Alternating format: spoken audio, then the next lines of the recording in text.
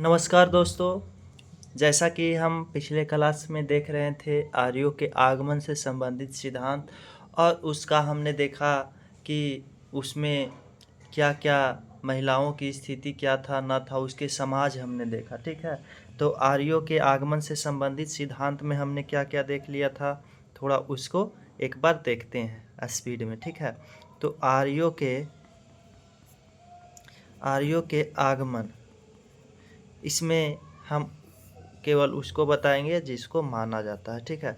तो पहला तो एक था कि आर्यों के आगमन से संबंधित कि क्या था कि पहला ये मैक्स मुलर, केवल मैक्स मुलर को बताकर चलेंगे नहीं तो वीडियो काफ़ी लंबा हो जाएगा, ठीक है। तो रिवीजन ही करके चल रहे हैं हम लोग। तो मैक्स मुलर जो है, मैक्स मुलर ने कहा कि ये जो थे ये लोग ईरान से, मध्य एशिया से, एशिया माइनर से, मध्य एशिया से आए थे। कहाँ से आए थे? मध्य एशिया या ईरान से आए थे, ठीक है। ये आर्यों के आगमन से संबंधित सिद्धांत है। जो मध्य एशिया से अफ़गानिस्तान, अफ़गानिस्तान से कहाँ आया? पंजाब वाला क्षेत्र भारत में, भारत और पाकिस्तान, ठीक है। तो पंजाब वाला क्षेत्र में, उसके बाद हरियाणा, दिल्ली, फिर पश्चिमी उत्तर प्रदेश, पूर्वी उत्तर प्रदेश, फिर बिहार तक फैल गया, ठीक है। तो ये आर्यों के आगमन से संबंधित सिद्धांत है। इन्होंने केवल ऐसा बताया ही नहीं बल्कि इन्होंने प्रमाण भी दिया और कहा कि जो 1400 ईसा पूर्व क्या है, इतना पुराना एक बोगज कोई जो शिलालेख है, उस शिलालेख में कितना देवता का मिलता है? तो ये शिलालेख में 4 देवताओं का वर्णन मिलता है। 4 देवता कौन कौन है? तो ये 4 देवता है इंद्र, मित्र, ठीक है। मित्र जो कि सूर्य को कहा गया, इंद्र, मित्र और इंद्र, मित्र, नासत्य था और एक वरुण। इंद्र, मित्र, वरुण और आपका नासत्य, ठीक है। ये 4 देवताओं का वर्णन मिलता है, ठीक है। इसके आधार पे कहा जाता है कि इंद्र, मित्र, वरुण, नासत्य जो है, इसके आधार पे कि देखो भारत में भी 600 ईसा पूर्व जो है मिलता है इन 4 देवताओं का वर्णन। तो यहाँ के लोग जो है ये लोग जो मतलब कि ये 4 देवताओं का पूजा करते थे, यही लोग यहाँ आए और ये देवताओं को अपना मतलब पुराना परंपरा नहीं छोड़े और इसका पूजा करने लगे, ठीक है। तो यहाँ से भी इसका मिल जाता है मतलब साक्ष्य। और साथ साथ में हमने कहा था कि मध्य एशिया के लोगों के जो कंकाल है, उस कंकाल को भारत में जो ऋग्वैदिक काल में लोग थे उसके कंकाल से क्या किया, मिलाया, तो जो कद काठी था सब मिला उससे। तो इस आधार पे कहा गया है कि और इसको मान भी लिया गया है कि मध्य एशिया से मतलब क्या थे, आर्य आए थे। अच्छा, इतना ही नहीं, ये भी कहा जाता है दोस्तों, हम जब सिंधु घाटी सभ्यता पढ़ा रहे थे तो कि आर्य लोग जो आर्य थे, ये आर्य ही सिंधु घाटी सभ्यता का क्या किया था, जो हमने बताया था कि स्टुअर्ट पिगट, डीडी कौशाम्बी ये सब बोलते हैं कि सिंधु घाटी जो सभ्यता खत्म हुआ है उसका मतलब कारण है कि आर्य लोग आया और इन्होंने ही इस सभ्यता को क्या किया, समाप्त किया, युद्ध करके यहाँ के लोगों को ख़त्म कर दिया, ठीक है।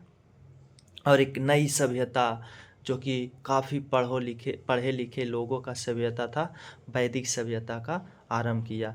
आज इसी वैदिक सभ्यता के आधार पे हम अपनी धर्म, वेद, ये सब ग्रंथ, ये सब को जानते हैं। तो ये इन्हीं लोगों ने, आर्य लोगों ने ही वेदों को लिखा, जो कि 4 वेद था उसका, उपवेद, उपनिषद ग्रंथ, ये सब ब्राह्मण ग्रंथ, ये सब हम देखे हैं, ठीक है। तो वेदों को किसने लिखा? आर्य लोग ने ही लिखा है, ठीक है। वेद, ये जो वेदों को लिखा वो संस्कृत भाषा में लिखा इन्होंने। और संस्कृत कहा जाता है कि ये ईश्वर का भाषा होता है। किसका भाषा होता है? तो काफ़ी टफ लैंग्वेज होता है संस्कृत, ठीक है। तो इतना ये लोग पढ़े लिखे बुद्धिमान लोग थे। ये जो सभ्यता थी वो ग्रामीण सभ्यता थी। वैदिक सभ्यता कैसी सभ्यता थी? ग्रामीण सभ्यता थी। ये सब लोग जो थे पशु चराते चराते क्या हुआ, भारत आया, ठीक है। तब कबीला के रूप में ये सब रहते थे, एक झुंड के रूप में, ठीक है। तो ये हमने देख रखा है पिछले क्लास में दोस्तों। फिर हम देखें समाज, इसका क्या देखें, सामाजिक व्यवस्था। तो समाज में इसका हम क्या देखें कि समाज जो था वो पितृसत्तात्मक था। कैसा था? जबकि सिंधु घाटी सभ्यता का मातृ सत्तात्मक था, तो ये पितृ सत्तात्मक जो है समाज है। लेकिन इससे ये नहीं कि महिलाओं की स्थिति खराब थी, महिलाओं की स्थिति भी क्या थी, अच्छी थी। ठीक है, महिलाओं की स्थिति अच्छी थी।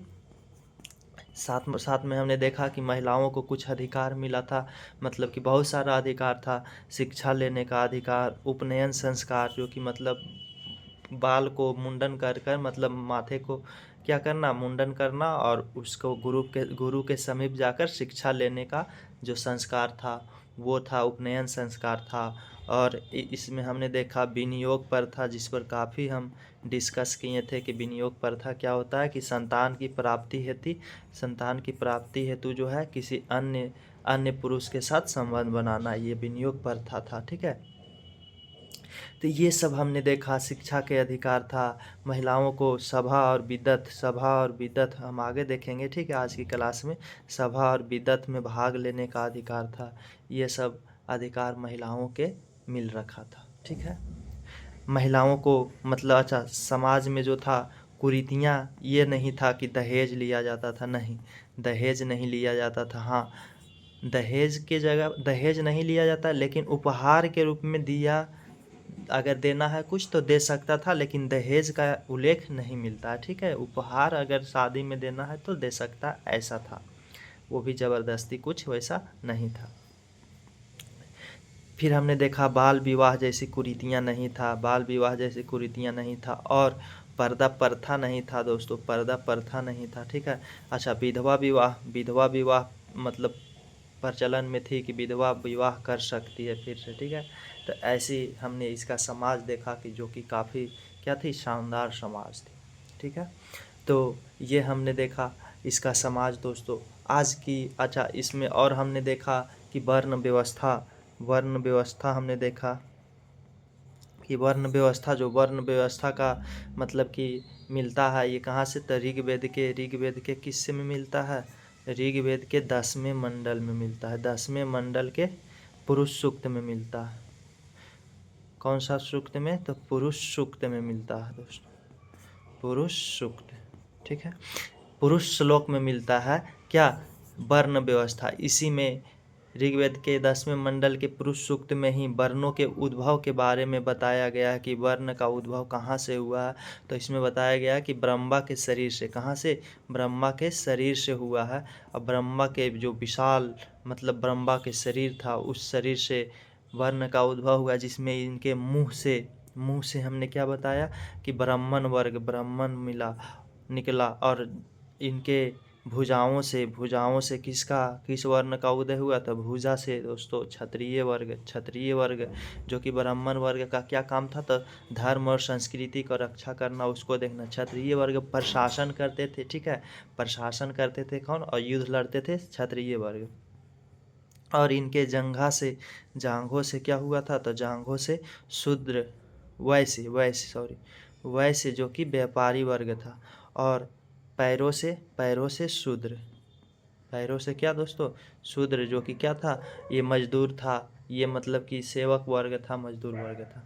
तो ये हमने देखा वर्ण व्यवस्था जो कि किस पर आधारित था, तो ये कर्म पर आधारित था कि आप काम किसको कर रहा है, उसके आधार पर आपका जो है वर्ण मतलब कि दिया जाएगा। अगर आप शिक्षा संस्कृति से जुड़े हैं तो आपको ब्राह्मण वर्ग में रखा जाएगा, अगर आप सेवक वर्ग हैं तो आपको किस वर्ग में, शूद्र वर्ग में रखा जाएगा। तो हमने कहा कि एक ही घर में 3 या 4 क्या मिल जाता था, तो चारों वर्ग मिल जाता था। ठीक है, कि पिता क्या है, ब्राह्मण वर्ग, तो माता क्षत्रिय, पुत्र वैश्य, ऐसे मतलब कि मिलता था व्यवस्था। ठीक है, तो ये काफ़ी शानदार। लेकिन आगे चल के फिर क्या हो गया, तो फिर ये जो हुआ दोस्तों, ये मतलब कि आपका जन्म पर आधारित हो गया। अब देखते हैं हम अब आगे देखते हैं इसका राजनैतिक व्यवस्था। ठीक है, इसमें हम कुछ और प्रमुख महिलाएं देखे थे, जिसमें देखे थे लोपामुद्रा, विश्वारा, अपाला, घोषा, सिकता, ये सब जो थी विदुषी महिला, मतलब काफ़ी पढ़ी लिखी, ये सब ऋषि थी। ठीक है, इन्होंने लोपामुद्रा ने तो दोस्तों ऋग्वेद के रचयिता इनको कहा जाता है। ठीक है, तो आगे अब देखते हैं इसका राजनैतिक व्यवस्था, जहाँ पे हमने कल क्या किया था, तो रोक दिया था। तो राजनैतिक व्यवस्था इसका हम देखते हैं। राजनैतिक व्यवस्था।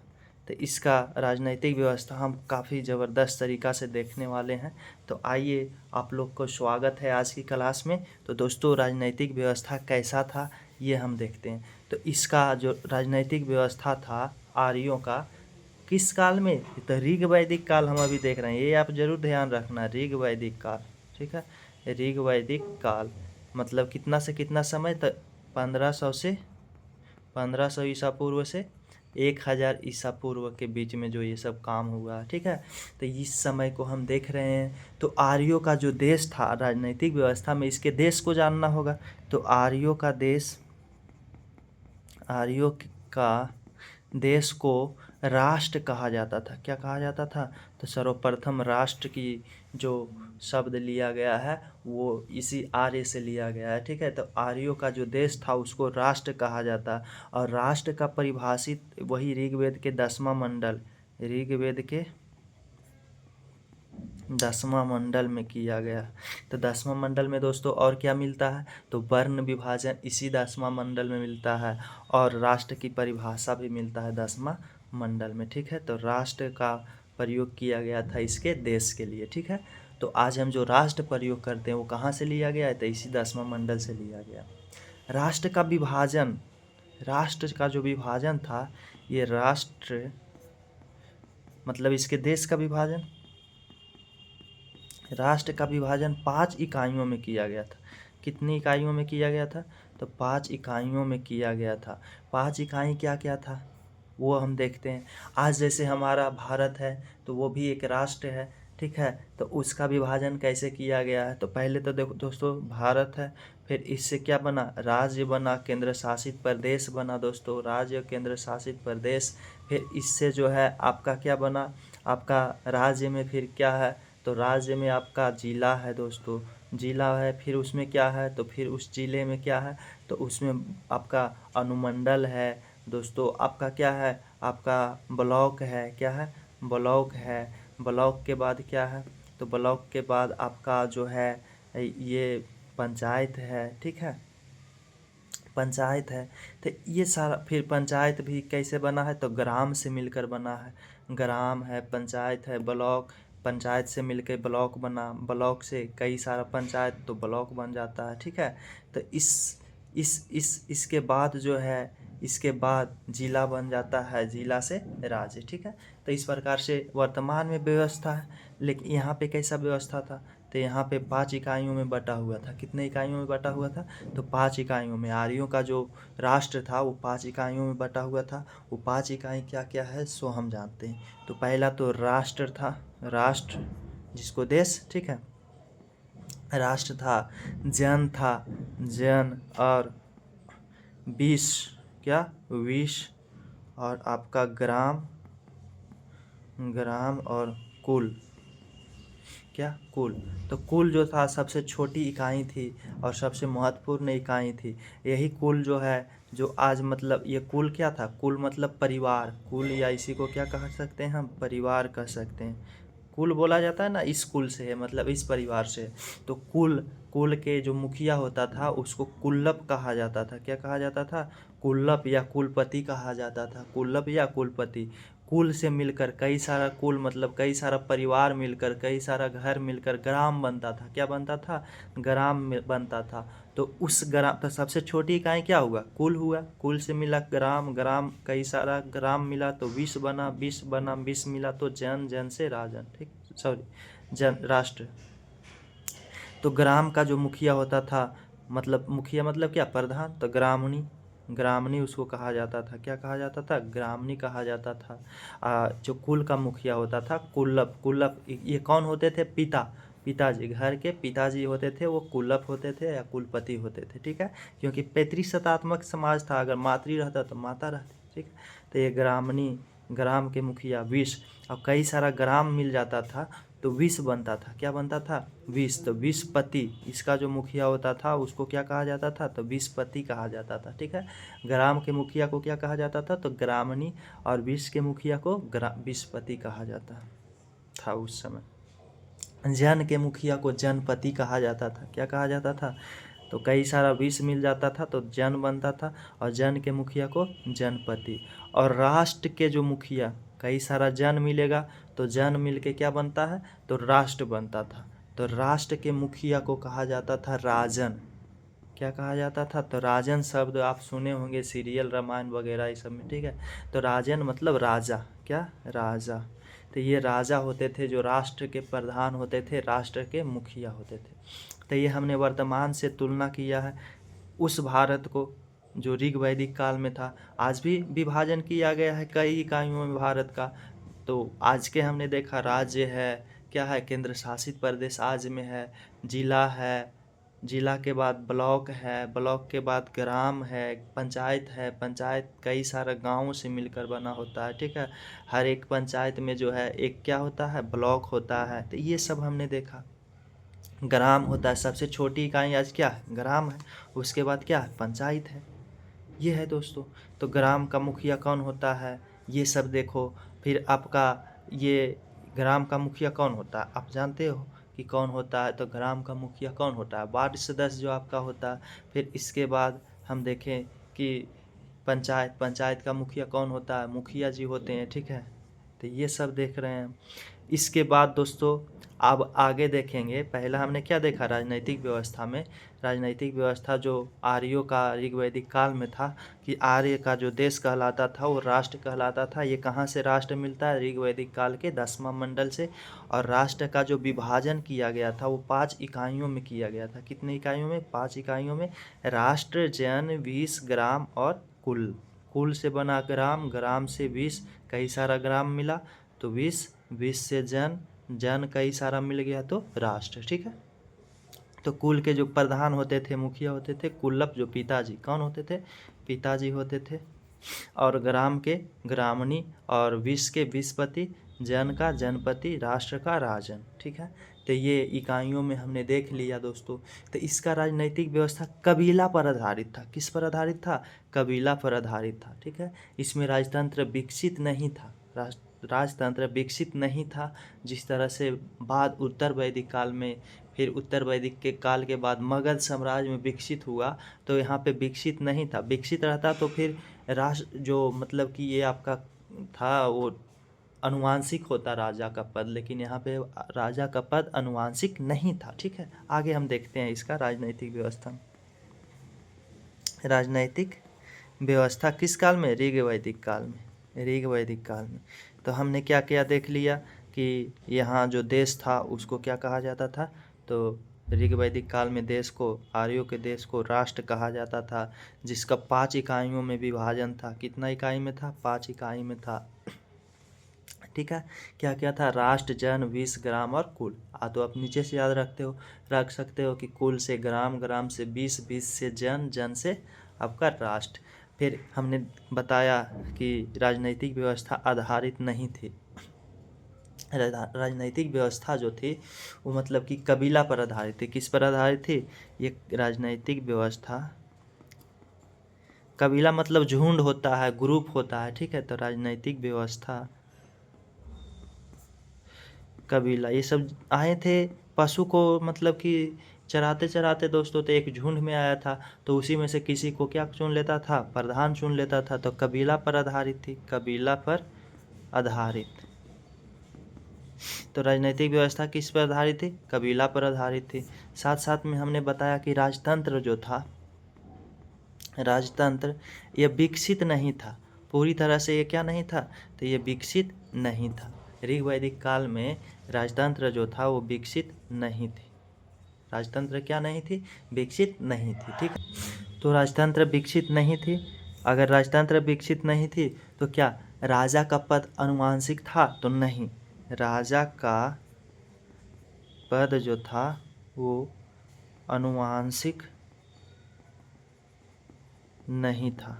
राजा का पद क्या नहीं था, अनुवांशिक नहीं था दोस्तों। यहाँ से ही पता चल रहा है कि अनुवांशिक मतलब क्या होता है कि राजा बना, फिर उसके बेटा राजा, फिर उसके बेटा राजा, वैसे तो वैसे नहीं था, अनुवांशिक नहीं था, ठीक है। तो राजा का मतलब कि चुनाव होता था, क्या होता था, राजा को चुना जाता था सभा और समिति के द्वारा, ठीक है। तो राजा सर्वोच्च नहीं होगा। अगर राजा को चुना जाना है तो राजा सर्वोच्च होगा नहीं। राजा सबसे मतलब कि ज़्यादा शक्ति इसी के मतलब पूरा अंतिम शक्ति इसी के साथ मतलब के पास था, तो नहीं, राजा सर्वोच्च नहीं था। राजा क्या नहीं था? सर्वोच्च नहीं था दोस्तों, ठीक है। तो राजा सर्वोच्च नहीं था। राजा का क्या होता था? चुनाव होता था। राजा का चुनाव होता था, ठीक है। राजा का क्या होता था? चुनाव। और चुनाव जो होता था वो किसके द्वारा?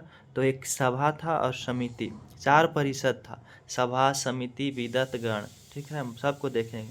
सभा और समिति के द्वारा राजा को चुना जाता था।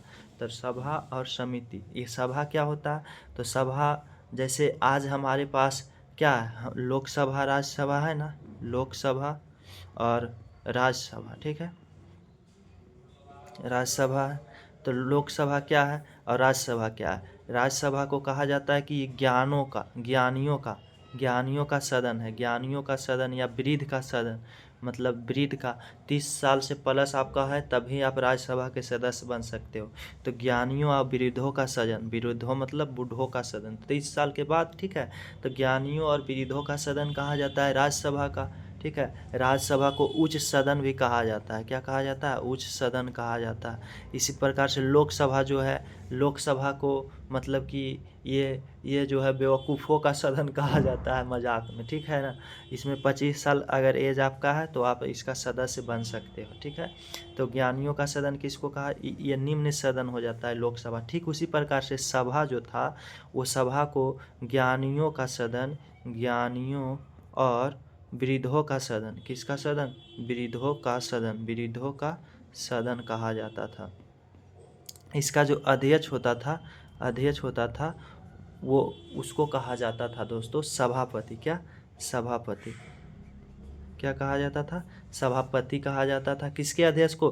तो सभा के अध्यक्ष को। और समिति जो होता था ये जो था निम्न सदन था। ये कौन सा सदन था? तो ये उच्च सदन हो गया आपका। सभा क्या हो गया?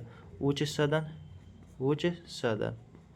और यहाँ पे समिति निम्न सदन। कौन सा सदन? निम्न सदन। यही सभा और समिति के माध्यम से राजा को चुना जाता था, ठीक है। राजन को क्या किया जाता था? चुना जाता था। तो ये निम्न सदन, इसका जो अध्यक्ष होता था उसको ईशान कहा जाता था। ईशान एक पद था, ठीक है। जैसे यहाँ पे सभापति क्या है? पद है। तो इसके समिति के अध्यक्ष को क्या कहा जाता था? ईशान कहा जाता था। क्या बोला जाता था दोस्तों? तो ईशान कहा जाता था। ये आम लोगों का सदन, जैसे लोकसभा आम लोगों का सदन क्या है? लोकसभा आज क्या है? आम लोगों का सदन है। उसी प्रकार से यहाँ पे समिति आम लोगों का सदन होता था। आम लोगों का क्या होता था? सदन। तो समिति आम लोगों का सदन, निम्न सदन, ईशान इसके अध्यक्ष, ठीक है। और सभा जो होता था ज्ञानियों और वृद्धों का सदन, अध्यक्ष जो होता था इसका सभापति, और इसको उच्च सदन भी कहा जाता था। तो यही सभा और समिति के द्वारा क्या किया जाता था? तो राजा को चुना जाता था, जिसमें से इस सभा में महिलाओं का भी मतलब कि प्रवेश लेने का अधिकार था, कि महिला भी इसमें प्रवेश ले सकती है, भाग ले सकती है, ठीक है।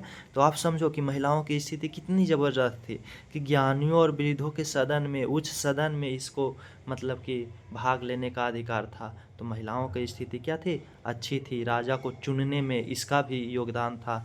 तो इसका मतलब क्या है कि वो भी अपनी क्या रखेगा? ख्याल रखेगा, ठीक है। महिला समाज के ख्याल रखते हुए राजा को चुनेगा, वैसे राजा को चुनेगा जो कि महिलाओं के प्रति भी अपनी उदारता रखता हो, ठीक है। तो राजनीतिक व्यवस्था ऐसी थी दोस्तों कि देश को क्या कहा जाता था? राष्ट्र कहा जाता था, जो कि ऋग्वेद के कौन सा मतलब कि मंडल में है? तो 10वें मंडल में है, ठीक है। और 5 इकाइयों में बटा हुआ था। 5 इकाइयों को हमने देख लिया। फिर राजनीतिक व्यवस्था कबीला पे आधारित थी। राजतंत्र विकसित नहीं था, अर्थात राजा का जो पद था वो अनुवांशिक नहीं था। और यहाँ राजा जो था, कैसे अनुवांशिक है? अगर अनुवांशिक होता तो चुनने का प्रथा नहीं होता। चुनने का प्रथा है तो ऐसा थोड़ी है कि राजा बना उसके बेटे को अगला बार चुनेगा। तो फिर ये चुनने का प्रथा कैसे है? अनुवांशिक होता तो खुद मतलब कि चुनने वाला सभा और समिति नहीं होता कि चुना जाता राजा को, ठीक है। तो अनुवांशिक नहीं था, राजा का पद सर्वोच्च नहीं था, राजा का चुनाव होता था सभा और समिति के द्वारा, ठीक है। इतना हमने देख लिया, ठीक है। अब परिषद, 4 परिषद होता था। परिषद कितना होता था? परिषद 4 परिषद, कितना परिषद? 4 परिषद होता था, जिसमें से 2 तो हमने देख लिया, ठीक है। 2 तो हमने क्या क्या देख लिया? एक देख लिया हमने सभा समिति, और ये सभा क्या होता था, समिति, ये दोनों तो हमने देख लिया। अब एक बचा विदथ, विदथ, और एक आपका है दोस्तों गौण, क्या? गौण, गण, गण, क्या? गण, ये गण है, ठीक है। तो सभा समिति विदथ और गण। सभा क्या होता था, हमने बताया कि ये जो था उच्च सदन को कहा जाता था। किसको कहा जाता था? उच्च सदन को कहा जाता था, ठीक है। ये ज्ञानियों का और विरिधों का सदन था, ये ज्ञानियों और विरिधों का सदन था, ठीक है। ज्ञानियों और, जैसे इसको हम अभी अगर देखना चाहे कि अभी सभा के जगह पर कौन काम कर रहा है भारत में, तो राज्यसभा। कौन सा? राज्यसभा, ठीक है। तो इससे आप तुलना कर सकते हो कि राज्यसभा को भी उच्च सदन कहा जाता है, ज्ञानियों और विधों का सदन कहा जाता है, ठीक है। साथ साथ में इसमें हमने बताया कि ये जो था दोस्तों राज्यसभा, वो क्या था कि इसके जो अध्यक्ष होता था, अध्यक्ष, इसको क्या कहा जाता था? तो इसको अध्यक्ष को कहा जाता था सभापति। सभा के अध्यक्ष को सभापति कहा जाता था। ये हमने, इसमें महिला भाग ले सकती थी, महिला भाग ले सकती थी, ठीक है, ले सकती थी, इतना अधिकार था। साथ साथ में हमने समिति देखा कि समिति जो था वो निम्न सदन, समिति क्या था? निम्न सदन। इसको हम अभी अगर देखना चाहे तो अभी भारत में क्या है? तो अभी लोकसभा है, निम्न सदन लोकसभा, आम लोगों का सदन है ये, ज्ञानियों और विधों का नहीं, आम लोगों का सदन। 25 साल पे है इसका एज, ठीक है। तो आम लोगों का सदन, आम लोगों का एज यहाँ पे नहीं दिया हुआ है, लेकिन अभी जो है 25 साल है, ठीक है, लोकसभा के सदस्य बनने का। तो आम लोगों का सदन था। इसके जो मतलब अध्यक्ष था, उसके अध्यक्ष को पद को क्या कहा जाता था? तो अध्यक्ष के जो पद था उसको ईशान कहा जाता था। क्या कहा जाता था? तो ईशान कहा जाता था। तो ये हमने समिति देखा। विदत क्या था? तो ये प्राचीनतम, मतलब प्राचीन, पुराना, प्राचीन क्या था? परिषद था। ये प्राचीन परिषद था, ठीक है। ये प्राचीन क्या था? परिषद था, ठीक है। इसको जनसभा भी कहा जाता था। जनसभा मतलब लोगों का यहाँ पे समूह रहता था, सभी लोग यहाँ पे जा सकते थे। तो ये परिषद में महिला भी जा सकती थी। महिला का 2 चीज़ में, एक तो सभा में यहाँ महिला भाग ले सकती थी, और विदत में महिला भाग ले सकती थी। तो महिला यहाँ भी भाग ले सकती थी, ठीक है, इतना अधिकार। ये गौण था क्या? तो ये गौण जो था, ये सेना की इकाई को कहा जाता था, मतलब सेना के लिए, सैनिकों के लिए सेना की इकाई जो युद्ध लड़ता था, ठीक है। तो सेना की जो इकाई था, सेना की इकाई, उसको कहा जाता था। तो इसको और 2 भाग था, मतलब कि 2 इकाई था। एक सर्द, ये आप ये नहीं भी लिख सकते थे, कोई दिक्कत। सर्द आप लिख लोगे, सर्द और व्रात। तो 2 इकाई में इसको बांटा गया था। सेना की जो मतलब इकाई था गण, उसको सर्द और प्रात में बांटा गया था। इसको नहीं भी आप याद रखोगे, बस इतना याद रखना कि गण जो है वो किसका? सेना की इकाई। अब सेना की इकाई को सर्द और प्रात में भी बांटा गया था। सेना दोस्तों यहाँ पे ये नहीं था कि फिक्स था कि सेना है तो उसको हमेशा काम, नहीं, वो कबीला से ही कुछ को चुन लिया जाता था। जब वैसा स्थिति आता था तो उसको तैयार करके पहले से सिखाया रहता था, और जब वैसा युद्ध करने की परिस्थितियाँ आती थी तो उसको कबीला से बुलाया जाता था, ठीक है। आप समझो कि गांव है, गांव में सैनिक तैयार कर रखा है। अब वो अपना काम कर सकता है, घरेलू काम, सब घर में रह सकता है, लेकिन जब ज़रूरत पड़ेगा सरकार उसको ले जाएगा। वैसी व्यवस्था थी गण मतलब सैनिक का, ठीक है। तो ये हमने देख लिया इसका क्या? परिषद की 4 परिषद, सभा समिति विदत और गण। तो महिला किस में भाग ले सकती थी? तो सभा में ले सकती थी जो उच्च सदन है, और विदत में जो कि प्राचीनतम परिषद है, ठीक है। तो ये हमने देख लिया दोस्तों। अब आइए हम देखते हैं कि राजा के मंत्री परिषद। अब राजा था और चुना गया राजा था, तो कोई जो है वो मतलब कि क्या लेगा, कोई निर्णय लेगा, तो उसके लिए मंत्री परिषद होगा ना। तो मंत्री परिषद, राजा के जो राजन था, तो राजा या राजन के मंत्री परिषद, ठीक है, मंत्री परिषद। तो इसके राजन के जो मंत्री परिषद था दोस्तों, इसको ऋग्वेद और यजुर्वेद के अनुसार, किसके अनुसार? ऋग, वेद और यजुर्वेद के अनुसार, ऋग्वेद और यजुर्वेद के अनुसार मंत्री को रत्नी कहा जाता था। जो मंत्री थे उसको क्या कहा जाता था? रत्नी कहा जाता था। क्या कहा जाता था दोस्तों? तो रत्नी कहा जाता था। इन रत्नियों की संख्या 12 थी, मतलब 12 मंत्री थे। क्या थे? राजा के, राजन के जो मंत्री परिषद था, वो मंत्री परिषद को रत्नी कहा जाता था। इन रत्नियों की जो संख्या थी 12, मतलब 12 मंत्री थे। ये 12 मंत्री में कुछ महत्वपूर्ण रत्नी को हम देखते हैं। कुछ 12 को नहीं देखेंगे, 2-4 को हम देख लेंगे। कुछ महत्वपूर्ण रत्नी, इससे कुछ वैसा क्वेश्चन नहीं बनता है, ठीक है। तो कुछ महत्वपूर्ण रत्नी को हम देखते हैं, जिसमें से एक था दोस्तों पुरोहित। क्या था? पुरोहित, वही ब्राह्मण, ठीक है। तो पुरोहित जो था कि मतलब राजा के पूजा पाठ ये सब कराने से संबंधित, तो वो अनुवांशिक पद था। क्या था? अनुवांशिक, मतलब कि पुरोहित के जो पुत्र होगा, संतान, वही अगला पुरोहित राजा के बनेगा। तो ये अनुवांशिक पद था, ठीक है। फिर सेनानी, एक मंत्री था, वो क्या था? रत्नी। सेनानी, जो कि सेनापति होता था। सेना का जो प्रमुख होता था, सेनापति, ठीक है। तो सेनापति को सेनानी कहा जाता था, ये भी एक रत्नी था, ठीक है। एक ग्रामणी था। ग्रामणी जो हमने बताया, कुल से ग्राम के जो प्रमुख था उसको ग्रामणी। तो ये ग्राम का मुखिया, ये ग्राम का क्या था? मुखिया था। इस प्रकार से 12 रत्नी था दोस्तों, ठीक है। एक दुर्गपति था। क्या था?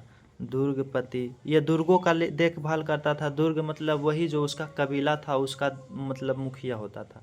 तो दुर्गपति, ये किसका मुखिया हो जाएगा आपका? तो दुर्गों का मतलब रक्षा करने वाला। दुर्गों का, दुर्ग मतलब क्या होता है? जो उसका आपका कह सकते हो कि जो क्या कह सकते हो, कबीला था उसका रक्षा। तो दुर्गों का रक्षा या दुर्गों की रक्षा करने वाला, ठीक है। एक था दोस्तों रथकार, जो रथ को हाँकता था। रथकार, इसको सूत भी कहा जाता है। क्या कहा जाता है? सूत, ठीक है। रथकार को सूत कहा जाता है। कुलपति था, जो कि मतलब कुल के मुखिया था। ये सब रत्नी, 12 रत्नी था, ठीक है। एक जासूस था, जो जासूसी करता था, मतलब जासूस एक था। क्या था? जासूस, ये गुप्त बातों को रखता था कि कोई मतलब कि वैसा कहीं कुछ षड्यंत्र तो नहीं ना चल रहा है राजा के खिलाफ या इस कबीला के खिलाफ। तो एक जासूस था। क्या था? जासूस। ये जासूस क्या करता था? तो ये जो जासूस था, ये मतलब कि इसको कहा जाता था क्या? स्वपस कहा जाता था, स्पस कहा जाता था, सपस, ठीक है। तो जासूसी करता था। तो ये हमने देख लिया इसके 12 रत्नी, कि जो राजा के मंत्री परिषद था उसको रत्नी कहा जाता था। रत्नियों की संख्या 12 था, जिसमें से कुछ महत्वपूर्ण रत्नी हमने देखा। पुरोहित, अनुवांशिक, सेनानी जो था सेनापति को सेनानी, ग्रामणी जो ग्राम का मुखिया, दुर्गपति जो दुर्गों की रक्षा, रथकार जो सूत कहा जाता है जो रथ को हाँकता था, ठीक है।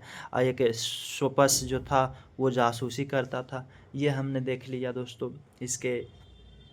तो इसी के साथ जो है मतलब कि इसका क्या ख़त्म होता है? तो इसका राजनीतिक व्यवस्था ख़त्म होता है। क्या होता है? तो राजनीतिक व्यवस्था हमने क्या देख लिया?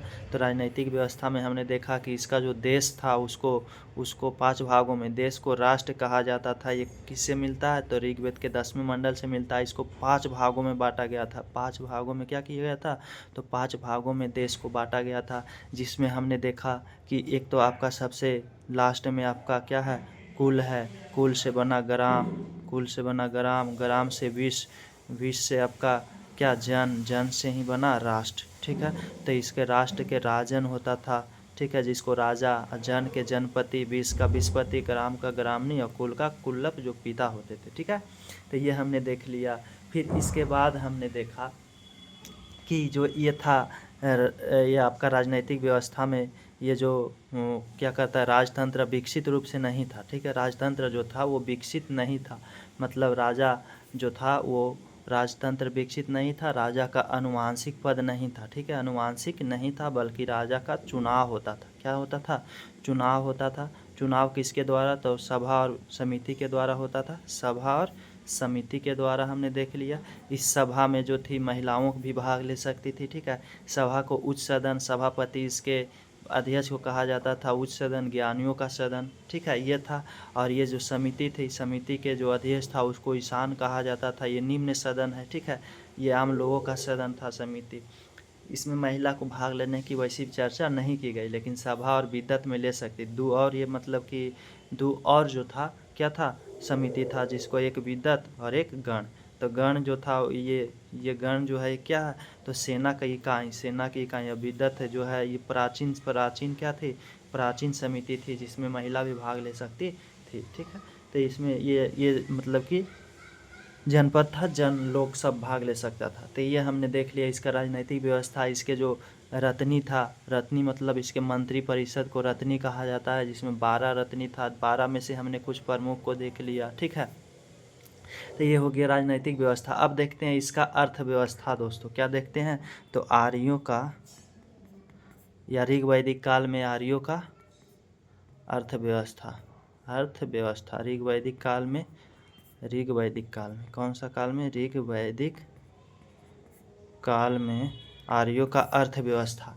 अब देखते हैं अर्थव्यवस्था किस पर निर्भर था। इसका जो समाज में क्या मतलब कि स्रोत था इनकम का, खाने पीने का, ठीक है। तो ये अर्थव्यवस्था जो था दोस्तों, इसका मुख्य व्यवसाय था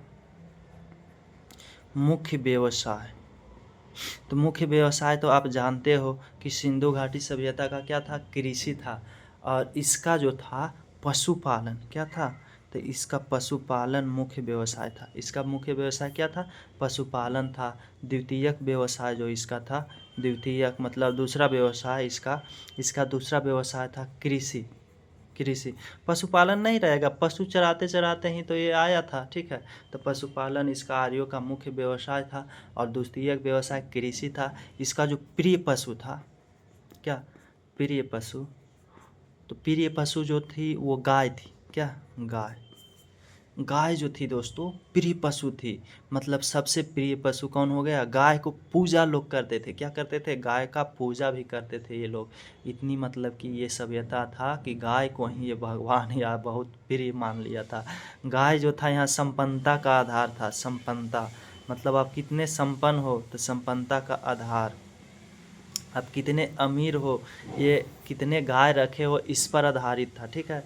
आप अगर ज़्यादा गाय रखे हो तो आप ज़्यादा संपन्न हो, ज़्यादा अमीर हो। तो ये संपन्नता का आधार जो था ऋग वैदिक काल में क्या था? वो गाय था। क्या था? गाय। और गाय दोस्तों होती भी है, देखो एक तो स्वभाव से कितनी सीधी सादी होती है। गाय को देखो गोबर है, उससे आप खाद्य पदार्थों का मतलब कि बना सकते हो, उससे आप गैस बना सकते हो, ठीक है, घरेलू उपयोग के लिए। इसके दूध मतलब कि कितनी मतलब फ़ायदेमंद होता है, ठीक है। तो गाय इसका संपन्नता का आधार था, सबसे प्रिय पशु था। और गाय के लिए कुछ शब्द का प्रयोग किया गया है। पहला अघन्या, क्या? अघन्या गाय के लिए ही किया गया था। अघन्या मतलब जिसे मारना पाप हो। अघन्या मतलब होता है जिसे मारना पाप हो। क्या हो? पाप हो। मतलब गाय को मारोगे तो पाप लगेगा, ठीक है। अगर गाय को आप मार दिए हो या घायल कर दिए हो तो आपको मृत्यु दंड, जो राजन था वो मृत्यु दंड देगा, या फिर देश से निकाल देगा बाहर। देश से बाहर निकाल देगा। देश से क्या कर देगा? बाहर कर देगा, अगर गाय को आप मार दिए इस समय में, तब ऋग वैदिक काल में, ठीक है। इतना प्रिय पशु था दोस्तों कि इसके लिए अघन्या शब्द मतलब जिसे मारना पाप हो, तो गाय के मारना पाप था। अगर इसको मार दिए हो, आप इसको घायल किए हो, तो आपको मृत्यु दंड भी दिया जा सकता है या देश से बाहर निकाला जा सकता है। दोस्तों गाय के लिए युद्ध होता था। यहाँ पे क्या होता था? गाय के लिए युद्ध होता था। क्या होता था? युद्ध होता था। गाय के लिए लड़ाइयाँ की जाती थी। गाय के लिए जो युद्ध होता था उसको गविष्टि शब्द से जाना जाता है। गविष्टि, उसके लिए कौन सा शब्द का प्रयोग किया गया है? गविष्टि। गाय के लिए जो युद्ध होता था उसके लिए किस शब्द का? तो गविष्टि शब्द का प्रयोग किया गया है, ठीक है। और राजा जो था वो राजा को चुना ही जाता था इसलिए कि गाय का रक्षा करे। किसका रक्षा करे? गाय का रक्षा करे, ठीक है। तो राजा के लिए यहाँ पे राजा के लिए गोप्ता जनस्य, गोप्ता जनस्य कहा जाता था राजा को। क्या कहा जाता था? तो गोप्ता जनस्य कहा जाता था। हमने कहा कि गाय राजा गोप्ता जनस्य मतलब गाय का रक्षा करने वाला, ठीक है।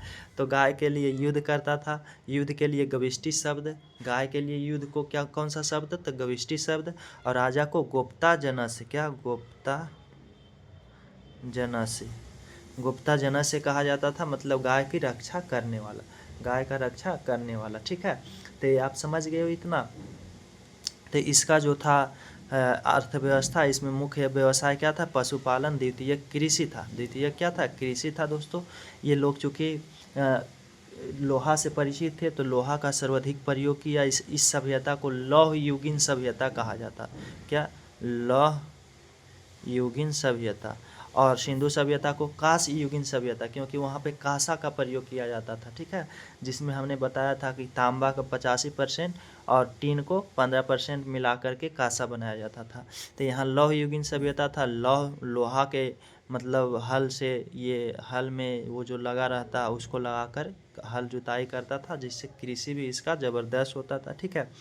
तो मुख्य व्यवसाय पशुपालन था, द्वितीय कृषि, फिर पशु गाय। गाय संपन्नता का आधार था इस काल में, ऋग्वैदिक काल में। गाय के लिए अघन्य शब्द, मतलब जिसे मारना पाप हो, मारने पे आपको देश से बाहर या मृत्युदंड दिया जा सकता था। गाय के लिए युद्ध होता था। युद्ध को गविष्टि शब्द से मतलब कि किया गया है प्रयोग। और राजा को मतलब गोप्ता जनस्य कहा जाता था, मतलब गाय की रक्षा करने वाला, ठीक है। तो ये हमने अर्थव्यवस्था में देख रखा इतना, ठीक है। अब देखते हैं कर व्यवस्था, टैक्स कैसे लेता था। टैक्स में क्या लेता था? तो कर व्यवस्था कुछ था, कर व्यवस्था। तो दोस्तों यहाँ पे जो कर था वो नियमित नहीं था, मतलब फिक्स नहीं था कि आपको इतना देना ही था, देना ही, तो नियमित नहीं था, अपने इच्छा अनुसार दिया जाता था। अगर आपका इच्छा है तो दो, इच्छा अनुसार, ठीक है, इच्छा अनुसार। यहाँ पे एक कर लिया जाता था जिसको बलि कहा जाता था। कर को क्या कहा जाता था? बलि कहा जाता था, जो कि इच्छा अनुसार दिया जाता था, ठीक है। बलि जो था ये कितना देना होता था? तो आपके जितना उत्पादन हुआ ना, जितना कृषि का आप उत्पादन किए हो, तो उत्पादन का 1/6 भाग, 1/6 भाग, ठीक है। मतलब आप समझो कि हम 30 केजी का उत्पादन किए, तो इसका 1/6, तो 6 से भागा दे दो, तो आपको कितना आता है वो दिया जाता था, ठीक है। 30 में 6 से भागा दो और जितना होता है उतना आप कर के रूप में पे कर दो राजा को, ठीक है। राजा के अधिकारी जाएगा, उसको पे कर देना रहता था। तो कर को क्या कहा जाता था? बलि। बलि कितना लिया जाता था? तो 1/6, किसका? उत्पादन का 1/6 भाग बलि के रूप में लिया जाता था, माने कर का रूप में, ठीक है। यहाँ पे सिक्कों का साक्ष्य नहीं मिला है, मतलब सिक्का, तो सिक्कों का साक्ष्य नहीं मिला, ठीक है। सिक्कों का क्या नहीं मिला है? साक्ष्य नहीं मिला, ठीक है। यहाँ पे दोस्तों सिक्कों का साक्ष्य नहीं मिला, लेकिन एक निष्क नामक, मतलब कि आभूषण, निष्क नामक, क्या आप ऐसे लिख सकते हो, निष्क जो था ये सोने का आभूषण, सोने का आभूषण था। इसका प्रयोग, मतलब कि आभूषण मतलब गहना होता है, ठीक है। तो सोने का आभूषण था, तो इसका प्रयोग व्यापार में किया जाता था। किसमें? व्यापार में। तो यहाँ सिक्का का साक्ष्य तो नहीं मिलता, लेकिन निष्क एक गहना था, सोने का आभूषण था, जिसका प्रयोग व्यापार के रूप में किया जाता था, ठीक है। तो व्यापार सीमित नहीं था यहाँ पे, ऐसा नहीं कि व्यापार सीमित, व्यापार थोड़ा मतलब बहुत होता था, थोड़ा बहुत, तो व्यापार भी सीमित नहीं था, ठीक है। मतलब सीमित था, सॉरी, सीमित था, मतलब कम ही लिमिट में होता था, ठीक है। व्यापार क्या था? सीमित था। इसका व्यापार ऋग्वैदिक काल में व्यापार क्या था? सीमित, मतलब लिमिटेड था, अनलिमिटेड नहीं था, ठीक है। तो व्यापार सीमित था। व्यापार जो किया जाता था, सिक्के का साक्ष्य नहीं मिला। निष्क नामक सोने का क्या मिला? आभूषण मिला है, जिससे कहा जाता है कि ये लोग मतलब इसको बदल के व्यापार करते थे। और एक होता था कर से संबंधित बेकनाट। क्या दोस्तों? तो बेकनाट, ये बेकनाट क्या होता है? तो बेकनाट जो सूदखोर था, क्या? सूदखोर, सूदखोर को कहा गया। सूदखोर कौन? जो मतलब सूद देता है, सूद लेता है, ठीक है, पैसा देता है कर्जा और सूद लेता है, उसको सूदखोर कहा जाता है। सूदखोर कौन होते थे? तो साहूकार। साहूकार आप समझ रहे हो कि जो मतलब कि दुकान चलाता है, तो वो साहूकार सूदखोर कहा जाता था। सूदखोर के लिए कौन सा शब्द प्रयोग किया गया? तो बेकनाट शब्द का प्रयोग, मतलब जो इंटरेस्ट पे, ब्याज पे पैसा देता था, उसके लिए बेकनाट शब्द का प्रयोग किया गया है। और यहाँ पे कुछ अन्य शिल्पकार थे। शिल्पकार मतलब क्या? कुछ बनाने वाला, कुछ निर्माण करने वाला, तो शिल्पकार। अन्य शिल्पकार में कौन था? तो बढ़ई था। बढ़ई, बढ़ई का काम आप जानते हो। एक रथकार था, जो रथ बनाता था, रथकार, ठीक है। और एक आपका बुनकर, बुनकर था। और एक था कुम्हार, क्या? कुम्हार, ठीक है। बुनकर था, कुम्हार था, रथकार और बढ़ई। बुनकर क्या करता था? तो बुआई, कपड़ा ये सब सिलने का, ठीक है, ये सब काम करता था। तो सबसे प्रमुख इसमें बढ़ई था। बढ़ई क्या था? सबसे प्रमुख था। सबसे प्रमुख शिल्पकार कौन था? तो बढ़ई था। तो ये अन्य शिल्पकार है कि बढ़ई, रथकार, बुनकर और कुम्हार। यहाँ पे जो व्यापार का जो समूह होता था उसको पणी कहा जाता था। क्या कहा जाता था? तो व्यापार का समूह को क्या कहा जाता था? तो पनी कहा जाता था। पनी उसके लिए जो गाय को मतलब कि चोरी करता था, व्यापार ये सब को, कुछ व्यापार गाय को चोरी कर लेता था, उसको पणी कहा जाता था। व्यापारियों का समूह को क्या कहा जाता था? तो पणी कहा जाता था, ठीक है। अब ये दोस्तों हमने देख लिया इसका आर्थिक व्यवस्था में। आर्थिक व्यवस्था हमने क्या देखा कि प्राथमिक तो पशुपालन, द्वितीयक व्यवस्था क्या था? व्यवसाय इसका कृषि था, ठीक है। और ये गाय के लिए मतलब सबसे प्रिय पशु था। अघन्या शब्द, अघन्या जिसे मारना पाप हो। फिर उसमें हमने देखा कि गाय के लिए ये सब गविष्टि मतलब युद्ध करता था। गोप्ता धनस राजा गाय के लिए रक्षा के लिए होता था, ठीक है। फिर इसमें हमने देखा कि दोस्तों इसका जो नियमित कर व्यवस्था वैसा कुछ था नहीं, ठीक है। इच्छा अनुसार दिया जाता था, जो कि बलि का 1% बलि होता था। बलि के रूप में मतलब नाम से जाना जाता था, जो कि उत्पादन के 1/6% लिया जाता था। सिक्कों का साक्ष्य नहीं मिला है, ठीक है। तो निष्क नामक सोने का आभूषण का प्रयोग ये सब करते थे व्यापार में। व्यापार इसका सीमित था। बेकनाट जो था साहूकार या सूदखोर था, ये हमने बता रखा। बेकनाट, ठीक है। और बढ़ई, रथकार, बुनकर, कुम्हार ये अन्य शिल्पकार है, जिसमें से बढ़ई सबसे प्रमुख था, ठीक है। और व्यापार समूह को क्या कहा जाता था? तो पणी कहा जाता था। अब कुछ अन्य महत्वपूर्ण शब्द देखते हैं। कुछ महत्वपूर्ण शब्द जिसे उस समय के लोग प्रयोग करते थे बोलचाल में, उसको आज क्या कहा जाता है? तो कुछ महत्वपूर्ण आपका शब्द, तो कुछ महत्वपूर्ण शब्द देखते हैं दोस्तों, ठीक है। जिसमें से पहला है लांगल। क्या? तो लांगल या सिर बोलते थे। लांगल या सिर शब्द का प्रयोग ये सब हल के लिए करते थे। जो आज हम लोग हल बोलते हैं ना, उस हल को ये सब क्या बोलते थे? लांगल या सिर बोलते थे। सिर बोलते थे या तो फिर लांगल। हल को क्या कहा जाता था ऋग्वैदिक काल में? लांगल या सिर। क्योंकि ये सब का भाषा जो था वो कैसा था? संस्कृत भाषा, ठीक है। उर्दर एक भाषा और प्रयोग करते थे ये सब लोग, उर्दर। ये उर्दर क्या है? तो अनाज को मापने वाला पात्र। अनाज, ये सब दोस्तों याद रखना, अनाज मापने वाला पात्र को क्या कहते थे ये सब लोग?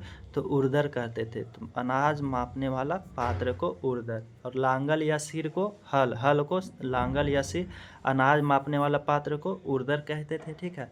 अवत एक शब्द है, अवत। ये अवत क्या होता था?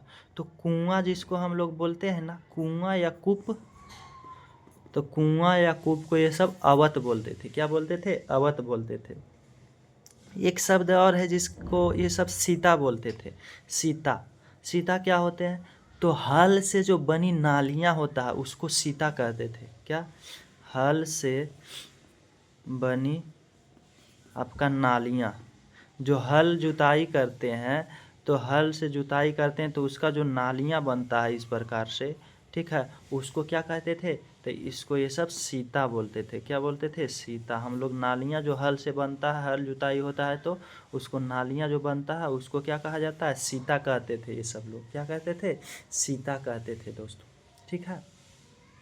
तो ये कुछ महत्वपूर्ण आपका शब्द। बैल को ये सब ब्रिक कहते थे। बैल बैल बैल को क्या कहते थे? ब्रिक। ब्रिक किसको कहते थे? तो बैल को। ठीक है। पर्जन्य, बादल, बादल जो है ना, ये सब पर्जन्य कहते थे। पर्जन्य मतलब बादल। तो ये कुछ महत्वपूर्ण आपका शब्द रहा कि लांगल या सिर, हल को उर्दर मापने वाला, अनाज मापने वाला पात्र को उर्दर, आवत जो है कुआं, और सीता हल से बनी नालियां को बैल को मतलब ब्रिक कहते थे, और पर्जन्य को बादल कहते थे। ठीक है। उर्वरा जो था, उपजाऊ भूमि को उर्वरा कहते थे।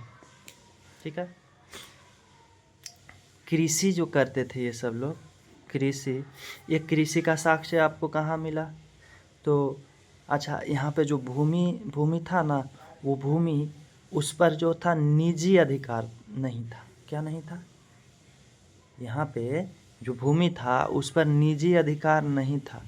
निजी अधिकार निजी मतलब ऐसा नहीं है कि वो भूमि पर केवल मेरा ही अधिकार था, सामूहिक अधिकार था। क्या था? सामूहिक मतलब सबका अधिकार। ऐसा ना किसी खास व्यक्ति का अधिकार आज जैसे है वैसा नहीं था। ये सामूहिक मतलब वहाँ पे रहने वाले सभी लोग का उस भूमि पर, सभी भूमि पर अधिकार है। ठीक है। तो सामूहिक अधिकार था, जिस पे आप जितना चाहो आप कर सकते हो खेती, कोई दिक्कत नहीं। तो सामूहिक अधिकार था। ठीक है। भूमि पे यहाँ पे निजी अधिकार नहीं था। ये जो कृषि है वो हमने बता रखा है कि चौथे मंडल में, ऋग्वेद के कौन सा मंडल में चर्चा किया गया है? तो ऋग्वेद के चौथे मंडल में इसका चर्चा किया गया है। किसका? कृषि का। तो कृषि का ऋग्वेद के चौथे मंडल में। अभी हमने बताया कि उर्वरा एक उर्दर है, उर्दर अनाज मापने वाला पात्र, और उर्वरा जो बोलते थे वो उर्वरा कृषि योग्य जो भूमि था ना, कृषि योग्य, कुछ भूमि बंजर होता है, यहाँ पे कृषि योग्य भूमि को या उपजाऊ भूमि इसको कह सकते हो आप। उपजाऊ भूमि को ये सब क्या बोलते थे? तो उपजाऊ भूमि को उर्वरा बोलते थे। क्या बोलते थे? उर्वरा। तो ये कृषि के लिए कुछ आपको रहा दोस्तों। ठीक है। तो हमने क्या क्या देख लिया? हमने देख लिया दोस्तों, इसका अर्थव्यवस्था देख लिया, अर्थव्यवस्था देख लिया, इसका राजनीति देख लिया। ठीक है। आज हमने कहा था इसको खत्म कर देते हैं, तो खत्म करेंगे कब? जब इसका धार्मिक स्थिति खत्म हो जाएगा। तो धार्मिक अब देख लेते हैं। ठीक है। तो धार्मिक क्या स्थिति, ऋग्वेद काल में धार्मिक स्थिति कैसी थी? ऋग्वेद काल में, ऋग्वेद काल में धार्मिक स्थिति। ठीक है। अब धार्मिक स्थिति में देखते हैं कि कैसे ईश्वर का ये सब पूजा करते थे। ठीक है। तो ईश्वर की ये सब प्रकृति अवधारणा, ईश्वर ये सब प्रकृति अवधारणा पे थे। ईश्वर की प्रकृति अवधारणा आप जानते हो। ठीक है। तो प्रकृति अवधारणा पे थे। ये सब बहुदेववाद थे। एकेश्वरवाद नहीं, एकेश्वर मतलब एक ही ईश्वर। तो ये सब हम लोग क्या हैं? बहुदेववाद है। हिंदू धर्म में कैसा मतलब बहुत सारे देवताओं का पूजा किया जाता था। तो बहुदेववाद पर आधारित। किस पर आधारित थे? बहुत सारे देवताओं को पूजा करते थे। 33 देवताओं को ये सब पूजा करते थे। ठीक है। 33 कोटि जिसको भी कहा जाता है, 33 करोड़। ठीक है। तो ये सब 33 मतलब कि बहुदेववाद पर आधारित थे। ईश्वर की प्रकृति अवधारणा पर करते थे। ठीक है। मतलब मूर्ति बनाकर नहीं करते थे, मूर्ति से ये सब लोग परिचित नहीं थे। ये सब किससे नहीं परिचित थे? तो मूर्ति पूजा से परिचित नहीं थे, मतलब प्रकृति का पूजा करते थे ये सब। ठीक है। तो मूर्ति पूजा से परिचित नहीं थे। ये काफ़ी इम्पोर्टेंट बात है। और सिंधु सभ्यता के लोग मूर्ति पूजा, जो मातृ देवी का मूर्ति मिलता है और आपका शिव का जो मिलता है, पशुपति शिव का। ठीक है। तो वो सिंधु सभ्यता के लोग मूर्ति पूजा से परिचित थे, लेकिन ये ऋग्वैदिक काल में मूर्ति पूजा से परिचित नहीं थे। ये बहुदेववाद तो था, लेकिन बहुत सारा देवताओं का पूजा करते थे ये सब लोग, लेकिन प्रकृति कैसी थी उसका, मतलब कि वो जी थी, वो प्रकृति जो है वो प्रकृतिवादी, उसका नेचर कैसा था? प्रकृतिवादी था, मतलब प्रकृति का पूजा करता था। ठीक है। अब देखते हैं किस किस देवताओं, जैसे सूर्य हो गया, अग्नि हो गया, ये सब का पूजा करते थे ये सब। ठीक है। वायु ये सब का, पृथ्वी ये सब का पूजा करते थे। तो ये था कि इसका अवधारणा मतलब कि धर्म की स्थिति, ईश्वर की प्रकृति अवधारणा, बहुदेववाद पर आधारित मूर्ति पूजा परिचित नहीं थे। ठीक है। अब दोस्तों आगे देखते हैं कि ये सब 33 देवी देवता का पूजा करते थे। 33 कोटि भी जिसको आप कहते हो, 33 करोड़। ठीक है। तो 33 देवी देवता का पूजा। ये जो 33 देवी देवता है इसको 3 भागों में बांटा गया था। कितना भागों में? 3 भागों में बांटा गया था। ठीक है। तो ये 33 देवी देवता का पूजा करते थे, तो 3 भागों में इसको बांटा गया था। जो 33 देवी देवता है 3 भागों में। पहला था आपका आकाश का देवता। किसका देवता? आकाश का देवता। ठीक है, आकाश का देवता। दूसरा आपका था अंतरिक्ष का देवता। अंतरिक्ष का देवता। ठीक है। और तीसरा था पृथ्वी का देवता। पृथ्वी का देवता। पहले तो आप ये समझो कि पृथ्वी, आकाश, अंतरिक्ष क्या होता है। तो मान लो कि ये पृथ्वी है। ठीक है। तो इसके जो चारों ओर का आवरण है, जो पर्यावरण है, ये आकाश हो गया। ये क्या है? आकाश। और इसके बाहरी क्षेत्र जहाँ ग्रह उपग्रह बहुत सारा है उसको कहा जाता है अंतरिक्ष। तो सबसे बाहरी भाग को अंतरिक्ष कहा जाता है, उसके अंदर वाले को आकाश कहा जाता है। ठीक है। तो ये पृथ्वी है, तो इसके चारों तरफ से एक गैसों का एक आवरण है, धूल कण का आवरण है, जिसको आकाश कहा जाता है। ठीक है। इसके बाहरी भाग को क्या कहा जाता है? तो ये अंतरिक्ष आपका हो गया, जो काफ़ी विस्तार है। ये आकाश रहा आपका, और ये पृथ्वी है। ये क्या है? पृथ्वी। हम लोग यहाँ पे हैं, यहाँ पे है, यहाँ पे है, यहाँ पे। ठीक है। तो ये हमने देखा कि आकाश का देवता था, अंतरिक्ष का देवता था, पृथ्वी का देवता। 3 भागों में विभाजित था। अब आकाश का देवता कौन था, पृथ्वी का कौन था, अग्नि का कौन, अंतरिक्ष का कौन था? तो आकाश का जो देवता था दोस्तों, वो पहला बहुत सारा थे। सूर्य थे। सूर्य, अब इसी सूर्य का अन्य नाम सूर्य। और फिर आपका वरुण, मित्र। कौन सा? वरुण, मित्र। ये याद रख लेना आप कि आकाश के देवता, ऐसे भी आप याद रख सकते हो इस बात को, कोई टफ नहीं। आकाश का देवता कौन थे? और आप धार्मिक प्रवृत्ति का हो तो आपको तो याद करने में और मज़ा आएगा। तो 3 प्रकार से देवी देवता का मतलब विभाजन किया गया था। आकाश का देवता जिसमें सूर्य, वरुण, मित्र, अश्विन भी बोला जाता है सूर्य को ही, अश्विन देवता। ठीक है। फिर आदित्य, ठीक है, उषा, विष्णु, ये है आपका आकाश के देवता। और ETC आप कर सकते हो, इत्यादि कर सकते हो आप। ठीक है। तो सूर्य, वरुण, मित्र, सूर्य, वरुण, मित्र, अश्विन, आदित्य, उषा, विष्णु। सूर्य, वरुण, मित्र, अश्विन, आदित्य, उषा, विष्णु। ठीक है। अंतरिक्ष के देवता इंद्र, रुद्र, ये अंतरिक्ष का देवता है। इंद्र है, रुद्र है, मरुत है। क्या? मरुत है। वायु है। और पर्जन्य इत्यादि। ठीक है। इत्यादि आप कह सकते हो, मतलब और है। इंद्र है, जो प्रमुख है उन्हीं को हम देखेंगे। इंद्र, रुद्र, मरुत, वायु, पर्जन्य। मतलब इंद्र का ही ये क्या है? पर्यायवाची है, अलग अलग नाम है। ठीक है। यहाँ सूर्य का ही, उषा सूर्य का नाम ही है। ठीक है। अश्विन, मित्र, सब तो सूर्य का ही नाम है। तो ये है आकाश के देवता सूर्य, वरुण, मित्र, अश्विन, आदित्य, उषा। और अंतरिक्ष का देवता इंद्र, रुद्र, मरुत, वायु और पर्जन्य। ठीक है। अब पृथ्वी के देवता कौन है? तो ये और आसान है। अग्नि कहाँ होता है? पृथ्वी पे। तो अग्नि है। ठीक है। सोम है, बृहस्पति है,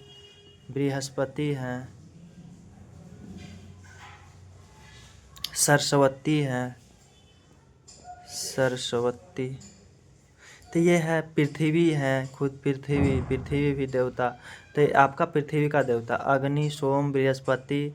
ठीक है। बृहस्पति, सरस्वती और पृथ्वी, ये आपका कौन सा देवता है? तो पृथ्वी का देवता। तो देवी देवता 33 देवी देवता का पूजा करते थे ये लोग, जिसमें से हमने कुछ महत्वपूर्ण को देख लिया 3 भागों में बांट कर। ठीक है। कितने भागों में? 3 भागों में। अब देखते हैं और कुछ प्रमुख देवता,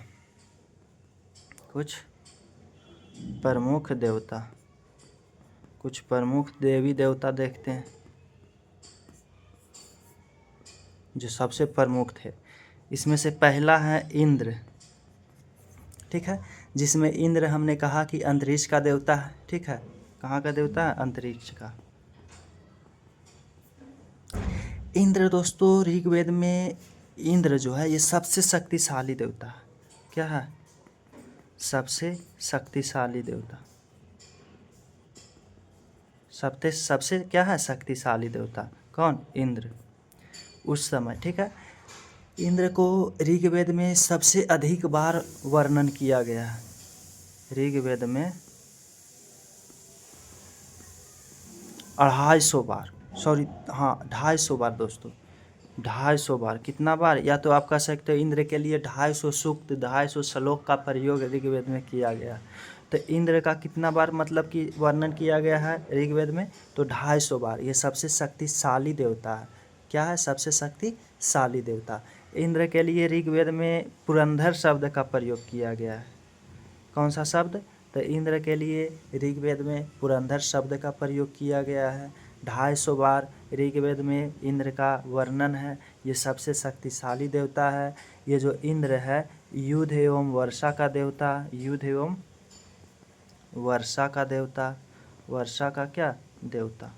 ठीक है, ये इंद्र है दोस्तों। ठीक है, फिर आगे अग्नि देवता।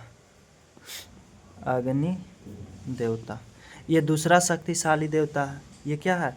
ये दूसरे सबसे शक्तिशाली, इंद्र के बाद दूसरे शक्तिशाली। ये हमने बताया कि पृथ्वी का देवता है। तो दूसरे शक्तिशाली देवता कौन हो गया? आपका अग्नि है। इसको ऋग्वेद में 200 बार चर्चा। कौन सा वेद में? ऋग्वेद में 200 बार क्या किया गया है? चर्चा किया गया है। ठीक है, 200 बार चर्चा या 200 सूक्त इसके लिए है, 200 श्लोक इसके लिए है। किसके लिए? अग्नि के लिए। अग्नि का क्या काम है? तो मनुष्य पृथ्वी पर है ना, तो मनुष्य और ईश्वर के बीच मध्यस्थता या मध्यवर्ती, आप समझो कि ईश्वर और मनुष्य के बीच मध्यवर्ती या मध्यस्थता कराने का काम। मतलब ये क्या करते हैं कि पृथ्वी पे मान लो कोई अग्नि के सामने सौगंध खाया, कोई कसमें रस्में, ये ठीक है, जैसे ये अग्नि जो है ये क्या, आप शादी में देखते हो कि अग्नि को, हवन को जलाया जाता है, आग को, उसके किनारे से क्या लेना पड़ता है? फेरा लेना पड़ता है। तो ये अग्नि जो क्या करते हैं कि ये बताते हैं कि ईश्वर को जाकर कि पृथ्वी पे फलना और फलनी दोनों विवाह किया है, हमारे सामने शपथ लिया है कि ये ऐसे ऐसे, ठीक है, इसका जन्म कुंडली ये है। तो अग्नि क्या करते हैं? ईश्वर के मध्यस्थता और मनुष्य के बीच मध्यस्थता को मतलब कि करते हैं, जानकारी को साझा करते हैं। ठीक है, तो ये ईश्वर और मनुष्य के बीच मध्यस्थता कौन है? अग्नि। अग्नि जो है इसको ऋग्वेद में 200 बार चर्चा किया गया है। दूसरे शक्तिशाली ये देवता है। ठीक है, तीसरा आप देख सकते हो वरुण देवता। कौन? वरुण देवता। कौन सा देवता? तो वरुण देवता जो कि हमने बताया कि आकाश का देवता है। ठीक है, तो ब्रह्मांड को व्यवस्थित रखना, मतलब व्यवस्थित, जैसे अच्छी तरीके से ब्रह्मांड को सुव्यवस्थित रखना, इसका काम क्या है? ब्रह्मांड को व्यवस्थित रखना। ठीक है, ब्रह्मांड को व्यवस्थित कर रखना। इसको जो है समुद्र और जल का देवता भी कहा जाता है। समुद्र और जल, जल और समुद्र का देवता कहा जाता है। इसमें 30 बार वर्णन, ऋग्वेद में इसका कितना बार वर्णन मिलता है? 30 बार। कितना बार? 30 बार या 30 श्लोक इसको समर्पित है। तो कुछ प्रमुख देवता हमने देख लिया कि इंद्र जो है अंतरिक्ष का देवता है। ठीक है, सबसे शक्तिशाली है। 250 बार ऋग्वेद में वर्णन। ऋग्वेद में इंद्र को पुरंदर कहा गया, युद्ध एवं वर्षा का देवता है। अग्नि हमने कहा कि दूसरे शक्तिशाली, ये पृथ्वी का देवता है। ठीक है, 200 बार ऋग्वेद में वर्णन। मनुष्य और ईश्वर के बीच मध्यस्थता कराता है। वरुण देवता हमने कहा कि वरुण जो है ब्रह्मांड को व्यवस्थित, मतलब अच्छे तरीक़ा से रखता है। ठीक है, जल और समुद्र का देवता है। कौन? वरुण। 30 बार वर्णन, 30 बार इसका वर्णन मिलता है। किसका? वरुण का दोस्तों। ठीक है, फिर इसके बाद हम देखते हैं और कुछ देवता। एक है नासत्य। कौन? नासत्य हमने बताया था, इंद्र, मित्र, वरुण, नासत्य। ये हम कब बताए थे? तो जब हम बता रहे थे कि मध्य एशिया से क्या बोगस कोई अभिलेख, तो उसमें हमने बताया था। ठीक है, तो नासत्य क्या है? जुआओं का देवता। नासत्य जो है ये है जुआओं का देवता, जुआओं का मतलब युवकों का देवता, बूढ़ों का नहीं, युवकों का देवता। ठीक है। सौर्य देवता, सौर्य देवता, सूर्य देवता। ठीक है। सूर्य देवता, सौर्य देवता में कौन है? सूर्य हैं, सूर्य हैं, सावित्री, सावित्री हैं। ठीक है। पूषण है, पूषण, पूषण दोस्तों, पूषण, पूषण जो कि पशुओं का देवता, ये सौर्य देवता ही है जो कि पशुओं का देवता ऋग्वेद काल में था। किसका देवता? पशुओं का देवता।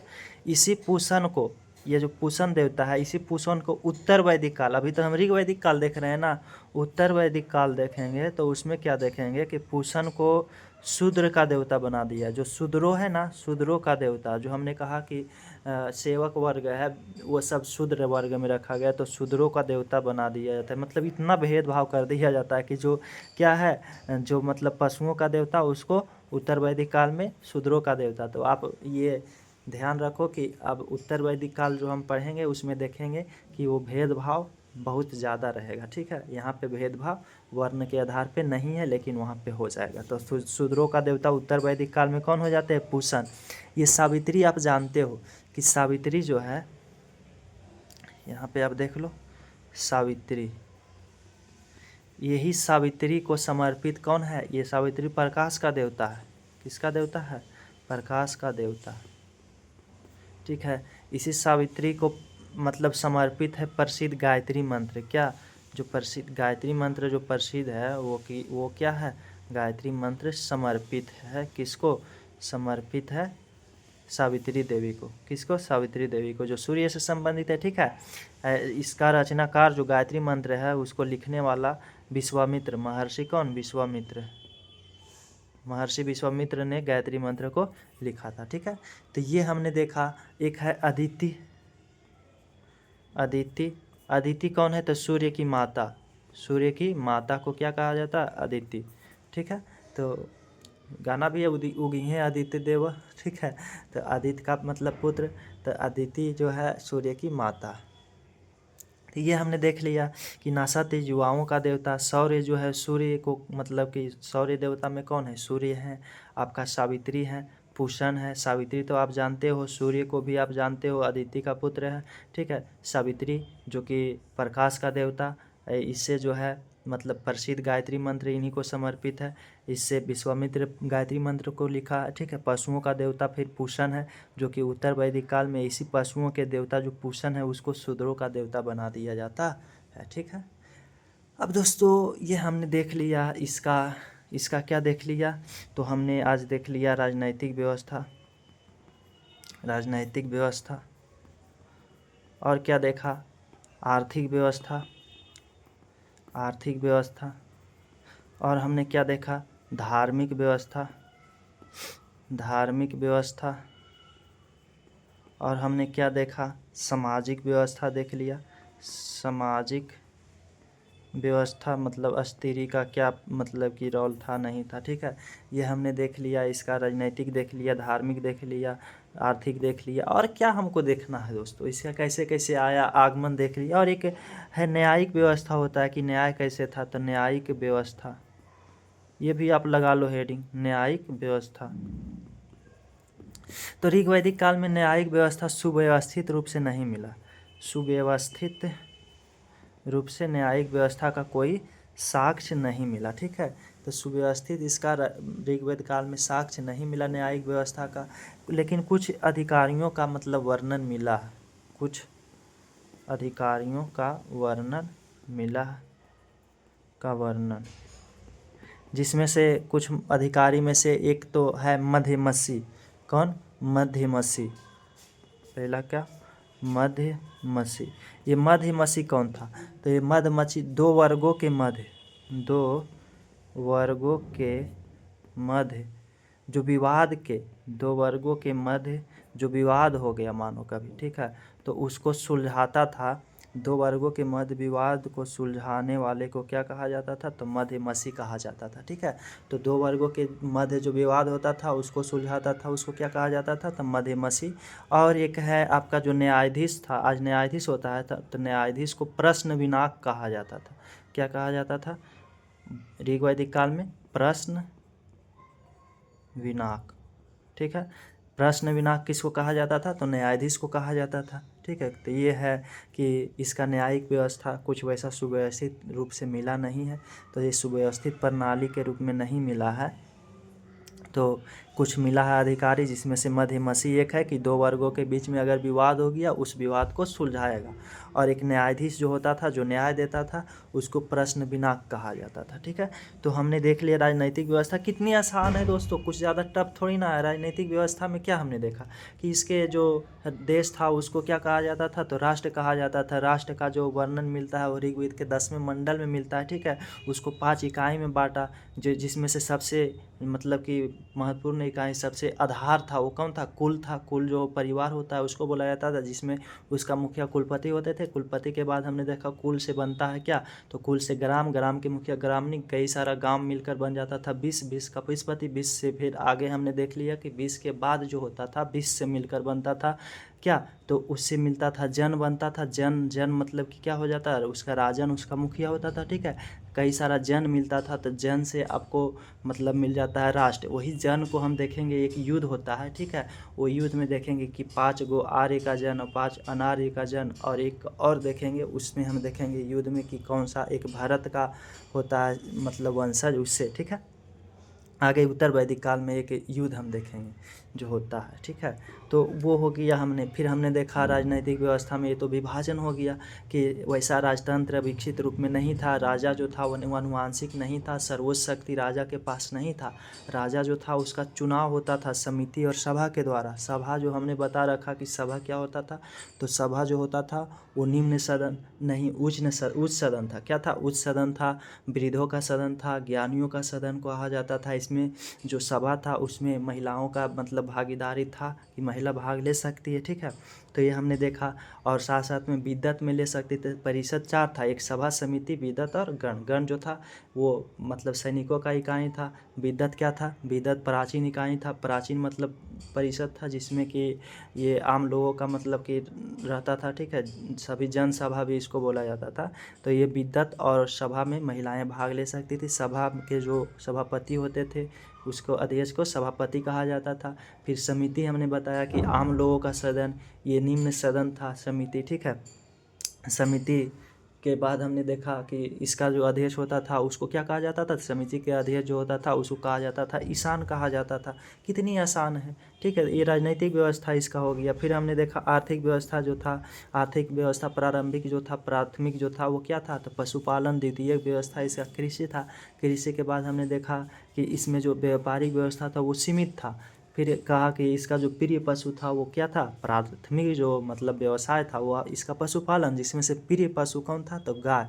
गाय के लिए हमने कहा कि गाय के लिए गविष्टि शब्द का प्रयोग, गविष्टि शब्द मतलब गाय के लिए जो युद्ध करता था तो उस युद्ध को गविष्टिक शब्द के प्रयोग से दर्शाया गया है, दिखाया गया है। साथ साथ में हमने कहा कि इस अघन्या, गाय के लिए ही अघन्या शब्द, अघन्या मतलब जिसे मारना पाप हो, अगर उसे मारेगा तो आपको मतलब कि मृत्यु दंड भी दिया जा सकता है या फिर देश से बाहर निकाला जा सकता है।